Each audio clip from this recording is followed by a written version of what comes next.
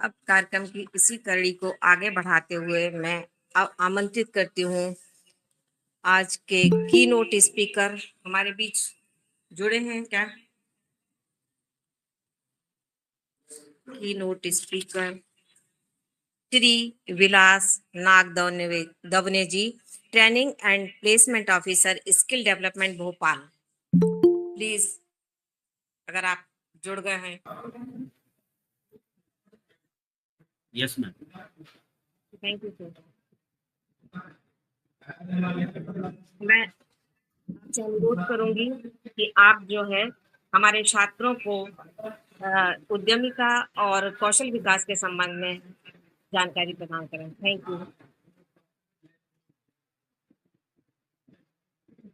Hello, नमस्कार।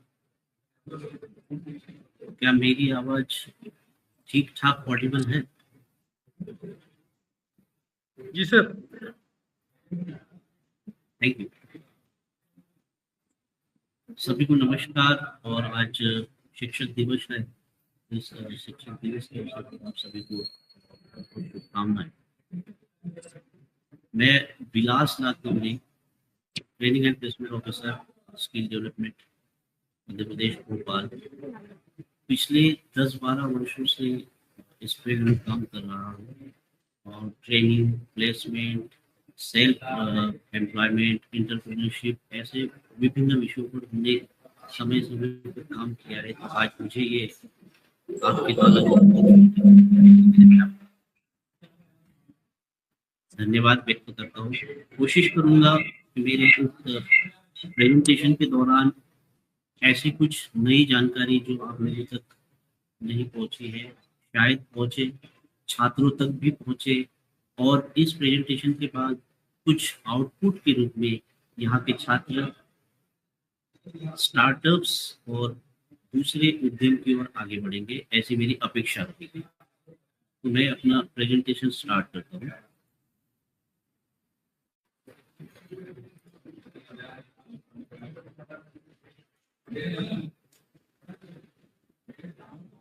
Sir थोड़ा loudly.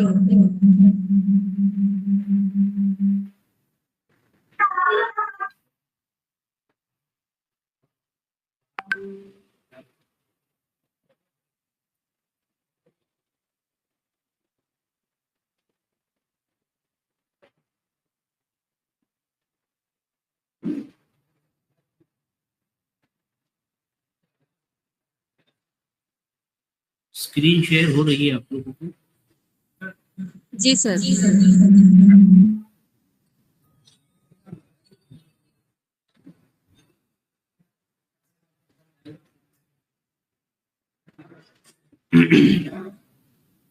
अभी आवाज क्लियर है मेरी? Yes sir. ठीक।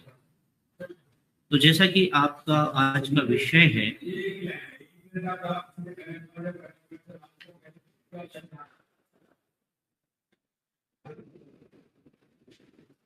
सॉरी थोड़ा सा इंटरप्शन है।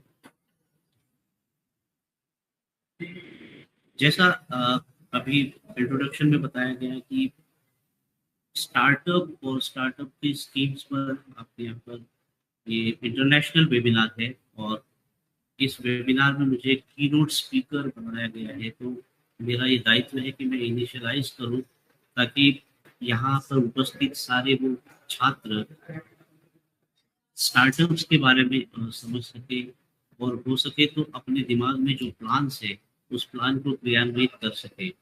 इस प्रेजेंटेशन के दौरान हम लोग कोशिश करेंगे कि empowering startups for success, understanding about incubation centre और एमपी स्टार्टअप पॉलिसी 2022 की बात करेंगे। इस प्रेजेंटेशन को स्टार्ट में 2 पार्ट में करना चाह रहा हूँ। एक वार्म अप सेशन होगा जिसमें हम लोग थोड़ी सी बात करेंगे कि क्या हमको स्टार्टअप्स पे गति मिल पाएगी, और उसके बाद हम देखेंगे कि स्टार्टअप्स होते क्या है। जैसा आप लोग अपनी स्क्रीन पर देख रहे होंगे कि एक कोटेशन लिखा है मैंने। द टाइम्स ऑफ इंडिया ने 2006 में एक कोटेशन लिखा और इस पर बहुत लेख लिखे और फिर चर्चा का ये विषय बना, peoples are poor despite being in work. इसका मतलब ये था कि लोग गरीब है बावजूद इसके कि काम करते हैं। अब हमको ये समझ में नहीं आया कि कोई व्यक्ति काम नहीं करता है, किसी एक जगह पर बैठा है, किसी प्रकार की कोई हलचल नहीं कर रहा है, तो वो गरीब है। लेकिन peoples are poor despite being in work. लोग काम करते हैं उसके बावजूद गरीब है। दिन भर कोई व्यक्ति अपनी मेहनत करता है, मेहनत आने से शायद इतना मिल पाता है कि वो अपने परिवार को अच्छा सा खाना दे सके, भोजन दे सके, स्वास्थ्य और शिक्षा की व्यवस्थाएं दे सके। ऐसा इसलिए हो रहा है कि हमारे पास जो अर्निंग रिसोर्सेस है या हमारी जो मेहनत है, वो मेहनत हमको अपने अपने हिसाब से पर्याप्त नहीं मिल पा रही है। अब पर्याप्त मेहनत का मेहनताना इसलिए नहीं मिल पा रहा है क्योंकि हम लोग अपनी उस मेहनत को प्रूव नहीं कर पा रहे। और प्रूव करने का जो तरीका है वो आता है स्किल्स से। अगर आपके पास कोई स्किल सेट है, तो हमने देखा है कि जनरली लोग 1 घंटा में किसी घर में प्लम्बिंग का काम करने आते हैं और 500 रुपया तो वो फीस चार्ज करता है और दूसरा चार्ज अलग। दूसरी तरफ कोई व्यक्ति दिन भर काम करता है, मेहनत करता है, मजदूरी करता है, लेकिन उसके बावजूद भी उसको 300-400 रुपये से संतोष करना पड़ता है। यहाँ पर ये चीज हमको समझना पड़ेगी सबसे पहले कि हम लोग अपनी गरीबी से उबरने के लिए क्या कर सकते हैं। और हमको अपनी गरीबी से उबरना पड़ेगा और उस गरीबी को उबरते उबरते हमको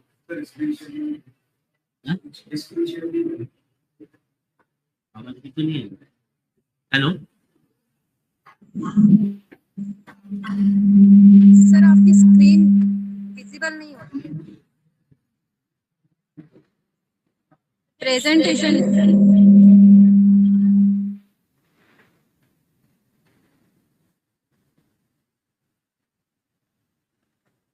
अब करूँ शेयर?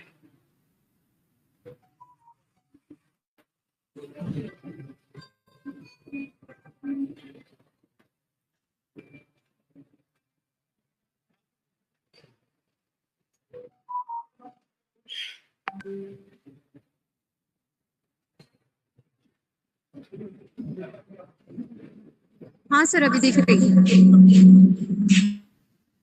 चलिए, थैंक यू।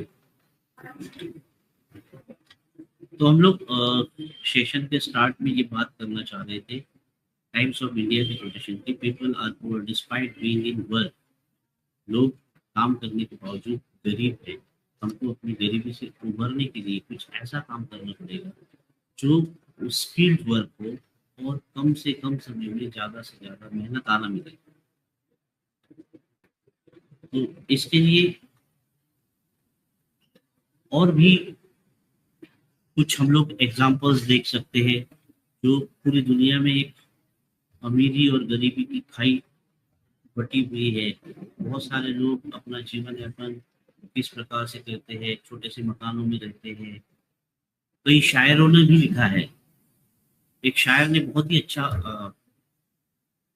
वाक्य लिखा है कि कल शाम ऊंचे महल की फुटपाथ पर वो समा देखा कि खून आंखों में भरकर रह गया। मखमली गद्दों पर रात भर कुत्ते सोते रहे और एक परदेसी मजदूर बेचारा ठिठुर कर लग गया। तो ये स्थिति है। जब किसी व्यक्ति के पास अपने गांव में, अपने शहर में काम नहीं होता है, तो फिर वो काम की तलाश में पलायन करता है। और पलायन करने के बाद उसको किस किस मुसीबत का सामना करना पड़ता है, ये शायर ने शायद बताने की कोशिश की थी। आजकल इंस्टाग्राम का जमाना है और रील्स में अपनी बात कहनी होती है। छोटे से छोटे रील्स में लोग अच्छी अच्छी बातें कह जाते हैं। एक स्वयं श्रीवास्तव भी है, उन्होंने भी एक बात कही, मुश्किल थी संभलना ही पड़ा घर के वास्ते, और फिर घर से निकलना ही पड़ा घर के वास्ते। मजबूरियों का नाम हमने शौक रख दिया और फिर शौक बदलना ही पड़ा घर के वास्ते। तो ये सारी परिस्थितियां हैं। People are poor despite being in work. लोग काम करते हैं उसके बावजूद गरीब है। तो गरीबी की ये सारी परिस्थितियां हैं। इन परिस्थितियों से हमको आगे बढ़ना है तो कुछ ना कुछ ठोस काम करना होगा। और एक शायर ने कहा कि आहों से पत्थर पिघलेगा, इस धोखे में मत रहना, कहीं से तुम्हें वो साथ मिलेगी, इस धोखे में मत रहना, इस देश के जर्रे जर्रे में तुम्हारा भी एक हिस्सा है, पर बुला बुला कर कोई देगा, इस धोखे में मत रहना। देश के युवाओं को, नौजवानों को आगाह किया है, घर में बैठे रहोगे तो कोई कुछ नहीं देगा, आपको घर से बाहर कदम रखने पड़ेंगे, घर के बाहर स्किल्स को समझना पड़ेगा, और अपने परिवार के लिए कुछ करना है तो उसके लिए स्किल्ड मेहनत करनी पड़ेगी।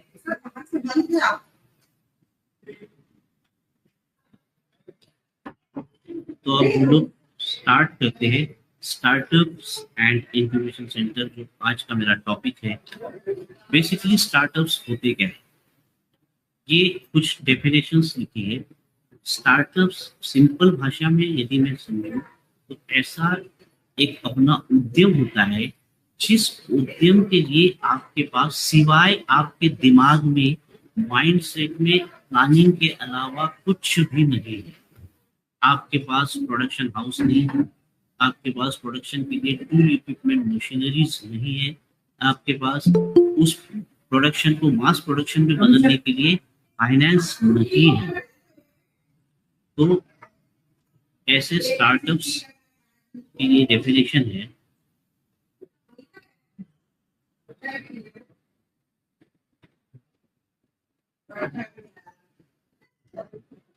अभी तक स्टडीज के बारे में बात करूं तो 2014 से पहले लगभग 300 गुना स्टार्टअप्स बढ़ चुके हैं।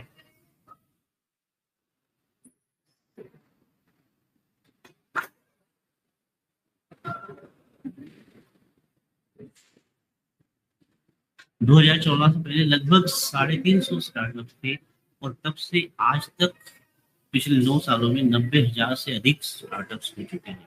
ये सारे स्टार्टअप्स के प्रचलित नाम है। वोट, जिसका हेडफोन हम लोग यूज करते हैं, अमन गुप्ता और समीर मेहता ने 2016 में बनाया। पेटीएम खुद अपने आप में एक स्टार्टअप है, 2010 में आया। मीजो, जिस पर हम लोग शॉपिंग करते हैं, ओला, स्विगी, इंस्टामोजो, फोन पे, ये सारे स्टार्टअप्स। 16 जनवरी 2024 को देश में पहला स्टार्टअप डे सेलिब्रेट किया। माननीय प्रधानमंत्री जी ने इस पर काफी इनिशिएटिव्स लिए थे, और जो नीति आयोग है हमारा, उस नीति आयोग में भी इसके प्रावधान थे। 16 जनवरी को अब राष्ट्रीय स्टार्टअप दिवस के रूप में मनाया जाता है। देश के स्टार्टअप यूनिट्स को भारत का एक आधार स्तंभ बनाना है, ये उसका मेन थीम है। और जो बच्चे हैं जिनके पास इनोवेशन है, आइडियाज है, और उनके पास किसी प्रकार का सपोर्ट सिस्टम नहीं है, उनको इंक्यूबेशन के थ्रू सपोर्ट सिस्टम प्रोवाइड कराना। ये दैनिक भास्कर का एक रिपोर्ट है। इस रिपोर्ट में ये बताया गया है कि किस फील्ड में कितना परसेंट मार्केट का ग्रोथ स्कोप है। जैसे ई कॉमर्स, जो हम लोग मोबाइल से अपना सामान वगैरह खरीदते हैं, अभी हमने बात की। मीजो खुद एक स्टार्टअप है, 14% उसकी ग्रोथ रेट है।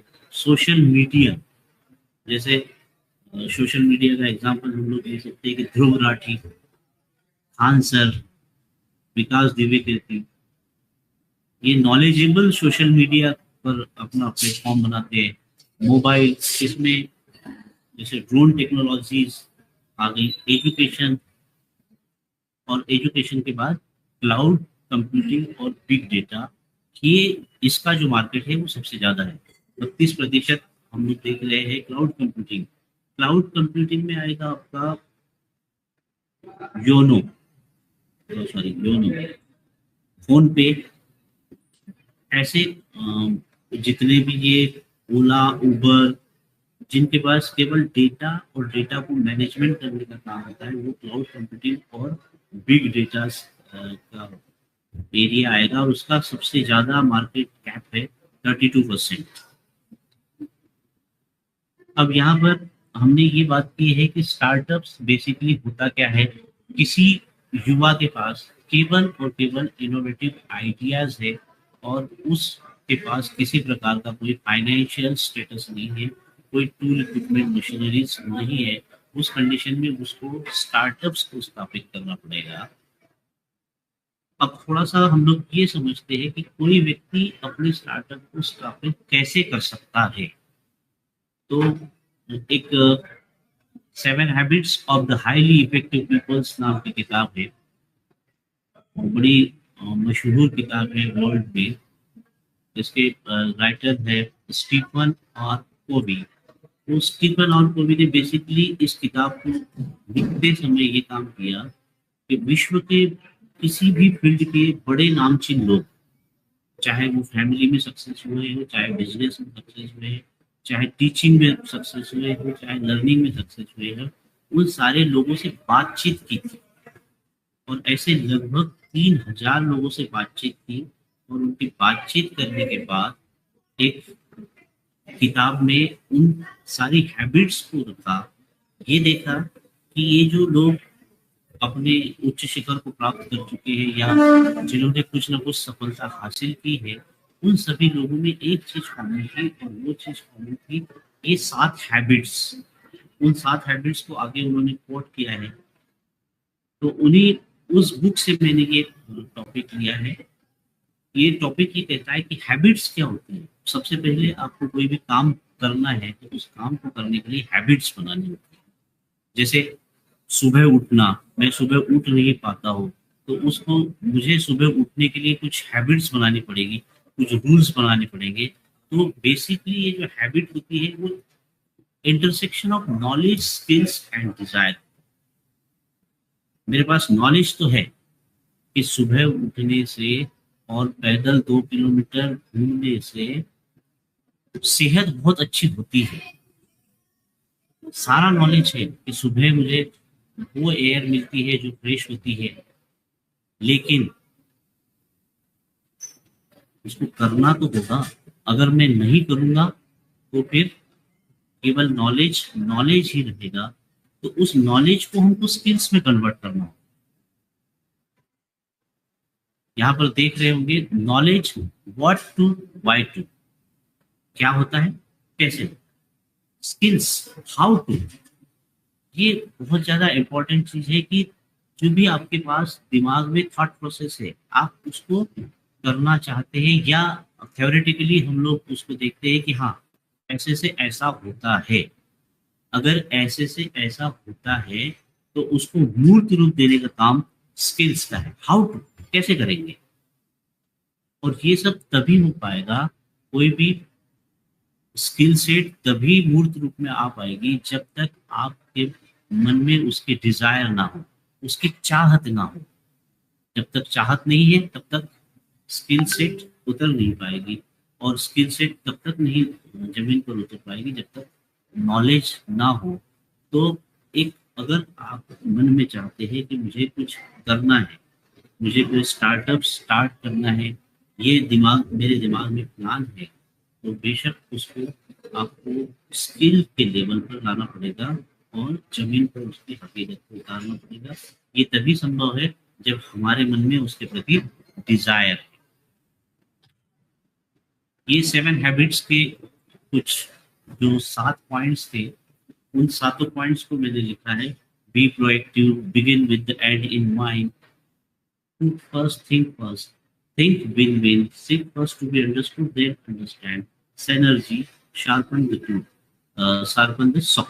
ये 7 पैरामीटर्स है। अगर हमको कोई स्टार्टअप स्टार्ट करना है या किसी प्रकार का बिजनेस इस्टेब्लिश करना है, एंटरप्रेन्योरशिप में आगे बढ़ना है, तो मेरे ख्याल से इसमें जो पहला पॉइंट है वो होता है थिंक विन विन। हमको सबका विजय सोचना पड़ेगा। ऐसा गांव में अक्सर मैंने देखा कि अगर किसी ने एक डीजे खरीदा है तो पूरा गांव डीजे खरीदने में लग जाता है। अगर किसी ने एक किराना की दुकान लगाई तो पूरा गांव किराना की दुकान लगाए। ना वो सक्सेस होता है ना किसी को। तो थिंक विन विन, हमारे पास माइंड सेट ऐसा हो कि मैं भी जीतूं और मेरे पड़ोसी भी जीते, मेरे सामने वाले भी जीते और उनके गांव वाले भी जीते। यही होता है। आप लोगों ने देखा होगा कि पल्सर 150 सीसी बहुत प्रचलित बाइक थी।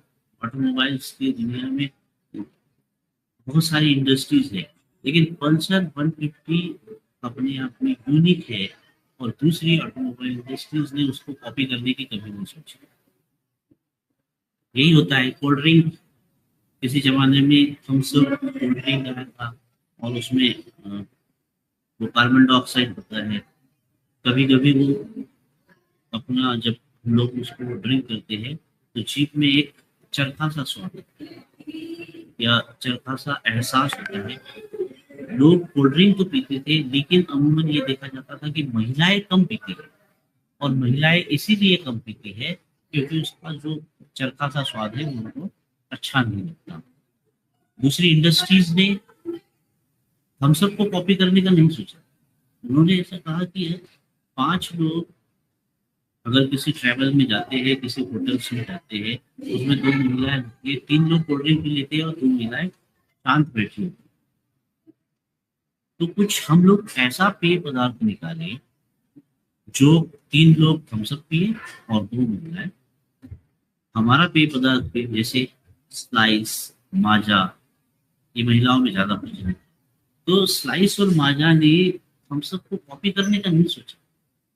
हम सब भी जीत जाए और हम भी जीत जाए, ये बहुत ज्यादा इंपॉर्टेंट है किसी भी बिजनेस को स्टार्ट करने के लिए। यहाँ पर एक पॉइंट लिखा है सैनर्जी।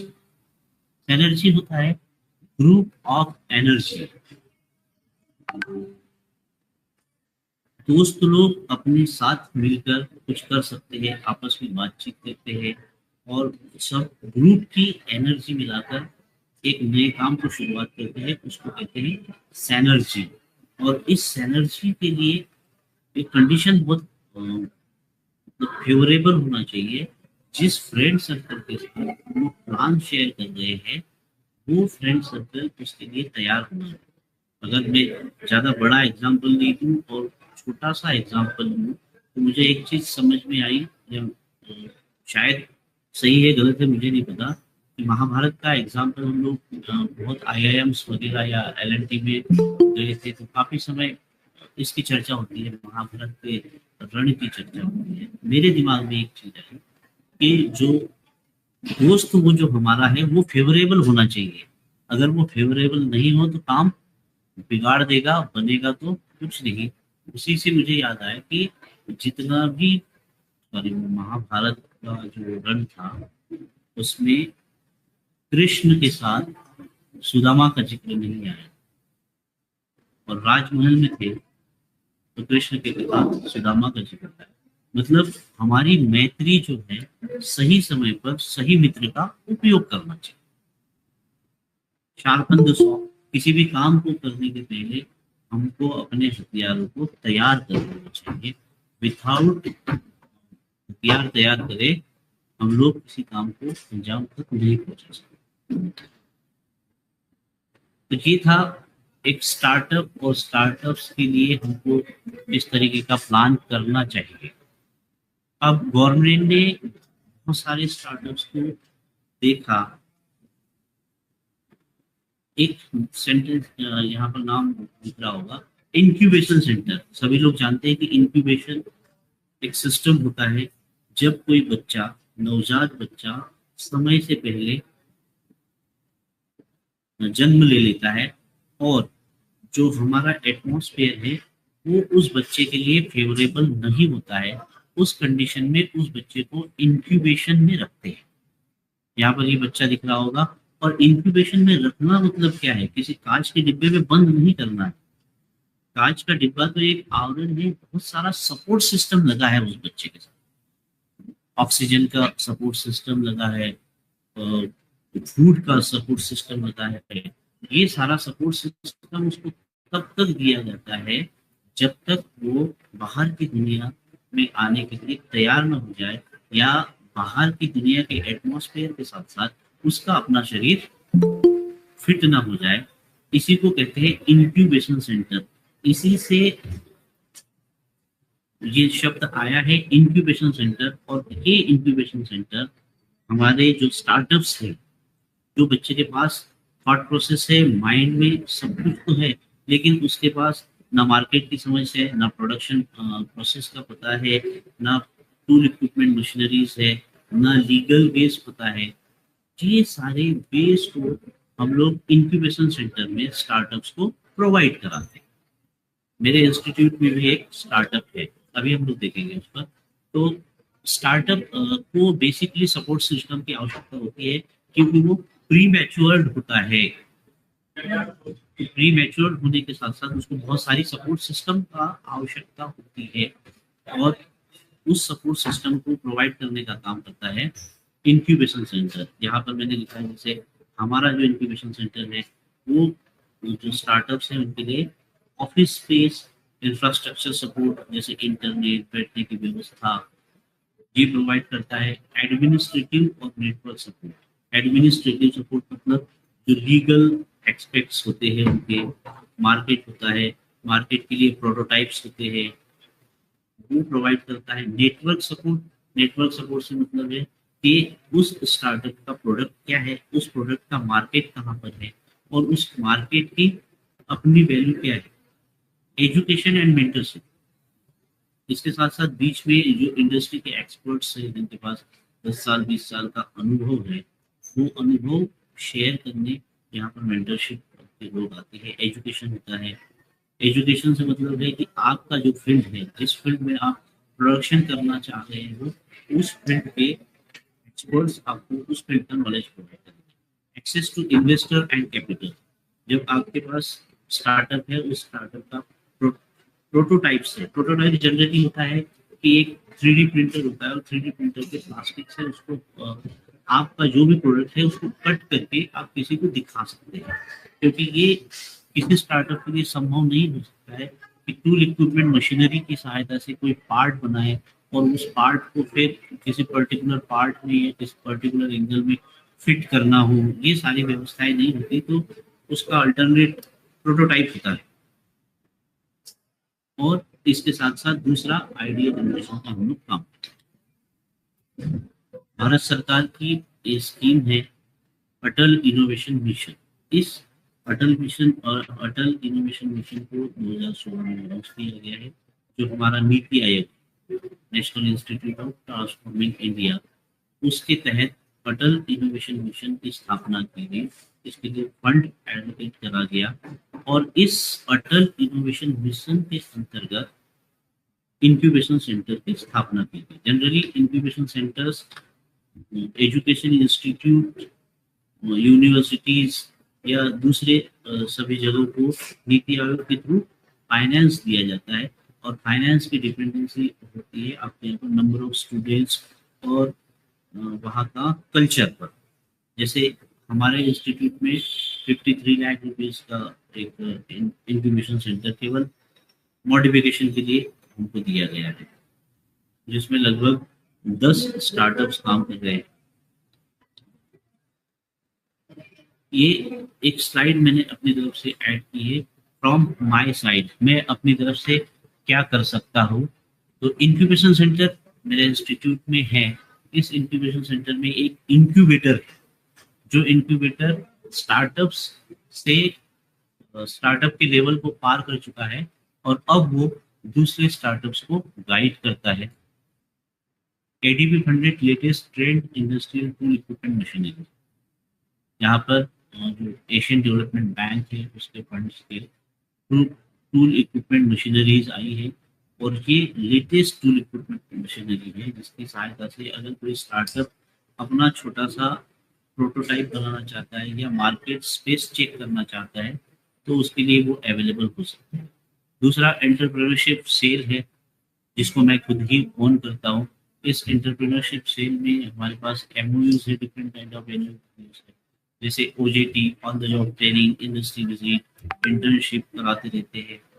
सीएसआर फंडेड की लैब्स है, Maruti Suzuki, Honda Motors, 5G communication lab Jio phone की तरफ से है, और लेटेस्ट हमारा एमओयू हुआ है ताज होटल भोपाल के साथ। ताज होटल के साथ टीचिंग लर्निंग का एमओयू है, जो फूड प्रोसेसिंग के कुछ ट्रेड्स होते हैं, उन ट्रेड्स को हमारे यहाँ पर 6 महीने का कोर्स कराया जाएगा, और कोर्स कराने के बाद बच्चा वहाँ पर जाकर इंटर्नशिप करेगा और लगभग जॉब भी मिल जाएगी। ईवी असेंबलीज की ट्रेनिंग किट्स है और लगभग 100 से ज्यादा सेल्फ एम्प्लॉयमेंट के सक्सेस स्टोरीज को यहाँ पर डिस्प्ले किया गया। ये एमपी स्टार्टअप पॉलिसी 2022 आपको यहाँ पर देखने को मिल जाएगी। सेम वही है, जो स्टार्टअप्स क्या होते हैं, इंक्यूबेशन सेंटर क्या होता है, गवर्नमेंट की फाइनेंस कैसे अवेलेबल हो सकता है, ये सारा लिखा हुआ है। स्टार्टअप्स एंड इंक्यूबेटर सहयोग सहायता 6 to 14।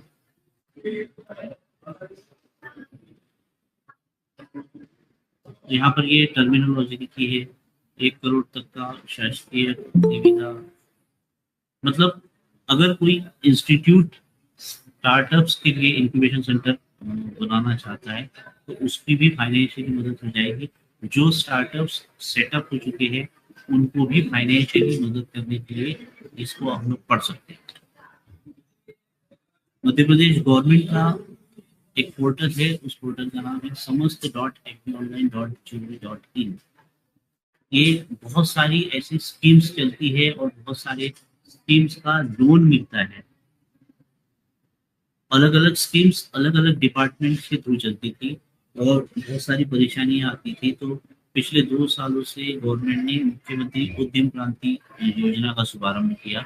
वो सारी योजनाएं जो मध्य प्रदेश सरकार लॉन्च कर रही चलाती है और जिनके थ्रू कैंडिडेट्स को फाइनेंस अवेलेबल होता है, उनको इस पोर्टल पर रखा और नाम दिया सिंगल विंडो ऑपरेटिंग सिस्टम। ये 3 टाइप के जो, अगर आप अपना स्टार्टअप करना चाहते हैं तो या तो वो सर्विसेज हो सकता है, या कोई व्यापार हो सकता है, या मैन्युफैक्चरिंग हो सकता है। तो ये तीनों के लिए गवर्नमेंट वहां से फंड प्रोवाइड करती है। ये सिंगल विंडो ऑपरेटिंग सिस्टम है। सेल्फ एम्प्लॉयमेंट, अगर अभी बच्चे कुछ करना चाहते हैं तो ये 2 स्कीम मैंने स्पेशली लिखी है जिनका लॉन्च अभी हुआ है। पीएम सूर्यघर हर घर मुफ्त बिजली योजना। गवर्नमेंट का इसका लक्ष्य है कि 1 करोड़ मकानों तक फ्री में सोलर पैनल्स लगवाए जाए और इसके लिए 1 लाख टेक्नीशियन तैयार करने की प्लानिंग है और इसके साथ साथ नए उद्यमियों को तैयार करने की प्लानिंग है, ताकि उस नए उद्यमी की सहायता से देश के कोने कोने में free of cost solar panels लगाए जाए। हम लोग, अब ये तो 1 करोड़ घरों की बात है, हमको सबको पता है कि देश में 80 करोड़ परिवार ऐसे हैं जिनको सरकार की ओर से खाद्य दिया जा रहा है। तो आगे चलकर ये स्कीम 80 करोड़ घरों तक भी पहुंचने का लक्ष्य रखेगी। उसके लिए टेक्नीशियंस भी लगेंगे, उसके लिए छोटे व्यापारी भी लगेंगे और वो जो मनोज पाराशर जी है वो भी इस पर शायद विस्तार से बताएंगे, वो इसको रन कर रहे हैं।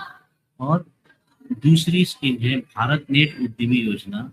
ये भारत नेट उद्यमी योजना जो है देश के 6.5 लाख गाँव में नेट कनेक्टिविटी देना चाहती है और इसमें किसी प्रकार का जो कस्टमर है उनको भी किसी प्रकार का कोई भार नहीं है।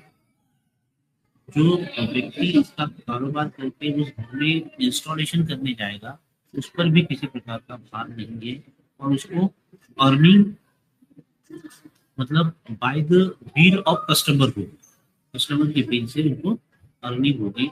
मुश्किल से 50,000 से 1 लाख रुपए तक का टूल इक्विपमेंट मशीनरी का खर्चा है, वो भी गवर्नमेंट की जो दूसरी फाइनेंशियल स्कीम्स है उसके थ्रू लोन दिया जाएगा। मुख्यमंत्री उद्यम क्रांति योजना की तो हमने बात कर दी। मुख्यमंत्री सीखो कमाओ योजना मध्य प्रदेश में पिछले 1 साल से चल रही है। जो छोटा व्यापार करते हैं या जिनका स्टार्टअप है वो अपने पास मैन पावर है, अपने सबसे बड़ी समस्या होती है कि उसको 10,000 रुपये कहाँ से दे। तो ऐसे केस में मुख्यमंत्री सीखो कमाओ योजना के थ्रू अगर कोई छोटा उद्यमी किसी कैंडिडेट को अपने यहाँ एम्प्लॉय रखता है तो उसका 75% सैलरी मध्य प्रदेश शासन वहन करता है और 25% आप छोटे उद्यमी उनको दे सकते। शायद समय हो गया है। Thank you.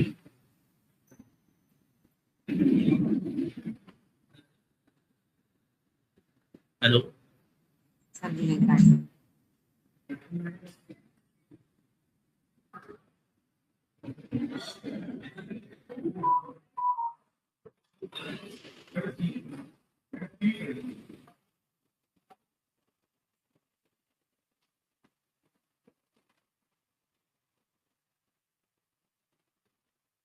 हेलो, किसी को कोई क्वेश्चंस है?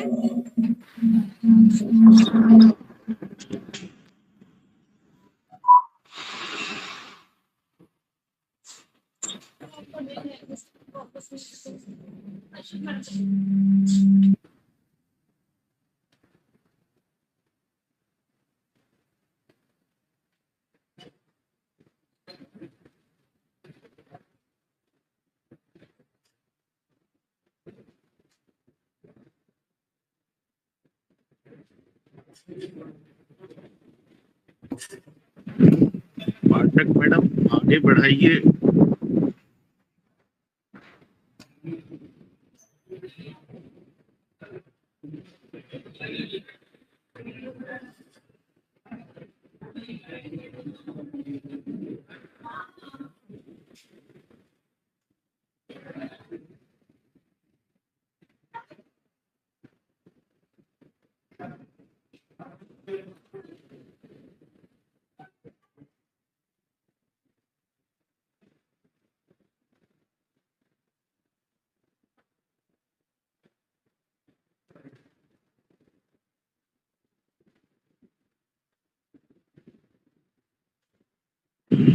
पाठक मैडम,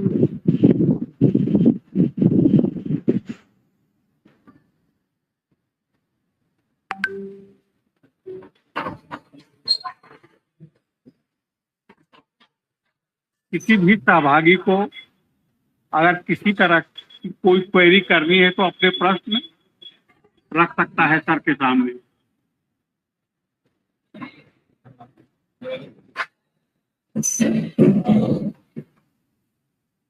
तो 5 मिनट का समय दिया जाता है।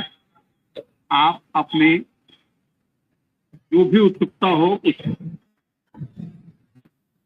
सर के सामने आप लोग रख सकते हैं।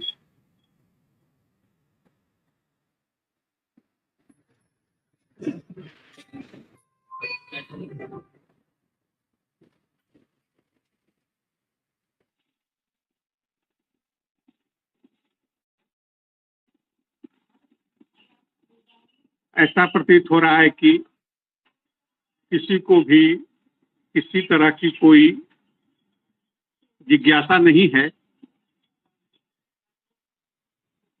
इस स्थिति में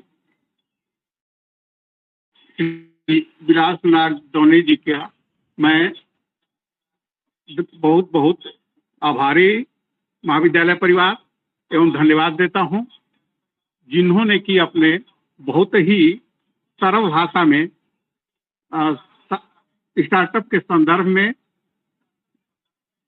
साधारण उदाहरण के माध्यम से समझाने का प्रयास किया। लोगों को काफी इसकी बेसिक चीजों की जानकारी स्पष्ट हो गई होगी।